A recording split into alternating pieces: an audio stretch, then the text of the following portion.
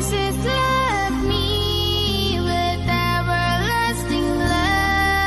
கர்த்தருடைய பரிசுத்தமுள்ள நாமத்துக்கு மகிமை உண்டாவதாக. அன்பானவர்கள், இன்று கூட நாம் தியானத்துக்கு தெரிந்து கொண்டிருக்கிற தேவ வசனம் யோவான் எழுதின சுவிசேஷ புஸ்தகம் 14ஆம் அதிகாரம் 6ஆம் வசனம்.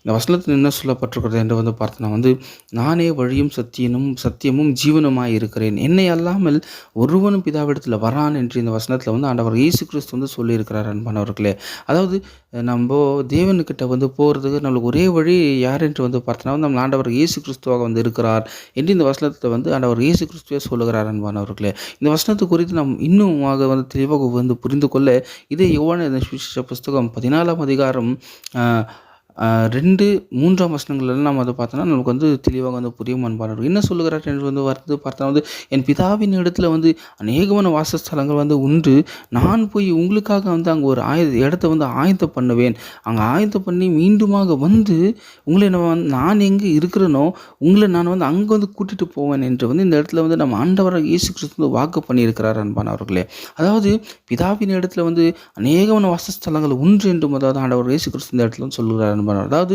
பிதா எங்கே இருக்கிறார், அந்த பரலோக ராஜ்யத்தில் அநேகமான வாசஸ்தலங்கள் இருக்கிறதா, அங்கே போய் உங்களுக்காக ஒரு ஸ்தலத்தை நான் ஆயத்தப்படுத்துவேன் அப்படின்ட்டு சொல்லுகிறார். என்று ஆயத்தப்படுத்தி நான் மீண்டுமாக உங்களை நான் அங்கே கொண்டு போவேன், நான் எங்கே இருக்கிறோம் அந்த இடத்துல உங்களை நான் இருக்கிற இடத்துல வைப்பேன் என்று இந்த இடத்துல ஆண்டவர் இயேசு கிறிஸ்துவன் சொல்லுகிறார்.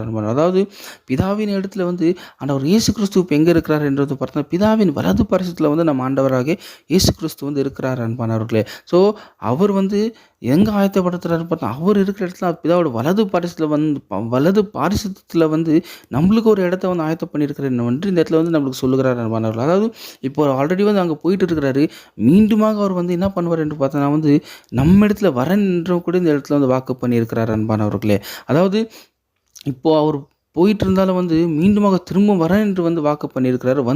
நம்மளை எங்கே கொண்டு போகிறாரு என்று பார்த்தோன்னா பிதாவி இடத்துல கூட்டி கொண்டு போகிறாரு.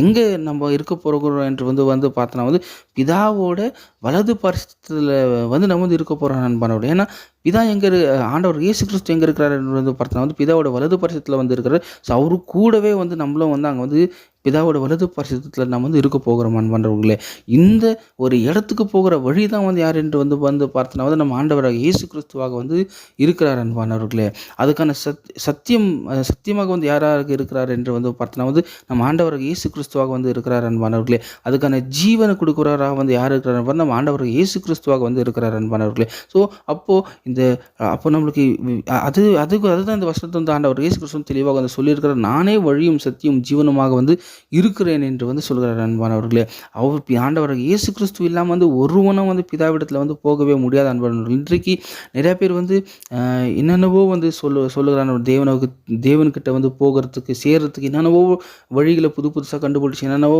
பண்ணுகிறார்கள். அன்பான, ஆனால் எங்கள் ஆண்டவர் இயேசு கிறிஸ்து சொல்கிறாரு, நான் தான் வழிப்பா, நான் மாத்திரமே பிதாவிட தேவனிடத்தில் போகிற வழி, அதுக்கான சத்தியம் ஜீவன் எல்லாமே நானாக இருக்கிறேன் என்று சொல்லுகிறார். அதுக்கு ஒரே ஒரு விஷயம் நம்ம என்ன பண்ண வேண்டும் பார்த்தோன்னா நம்ம ஆண்டவர் இயேசு கிறிஸ்து நம்மளோட சொந்த ரட்சகரை ஏற்றுக்கொண்டு அவரே நம்ம விசுவாசிச்சனா போதும். அப்போது அவரே நம்மளுக்கு வழியாக இருக்கிறார், அவரே நம்மளுக்கு சத்தியமாக இருக்கிறார், அவரே நம்மளுக்கு ஜீவனாக இருக்கிறாரு. நம்மளை மீண்டுமாக அவர் நம்மளை அவரே கொண்டு போகிறவராக இருக்கிறார். அன்பானவர்களே, ஸோ கர்த்தர் இந்த வார்த்தைகளை ஆசீர்வதிப்பாராக. ஆமேன்.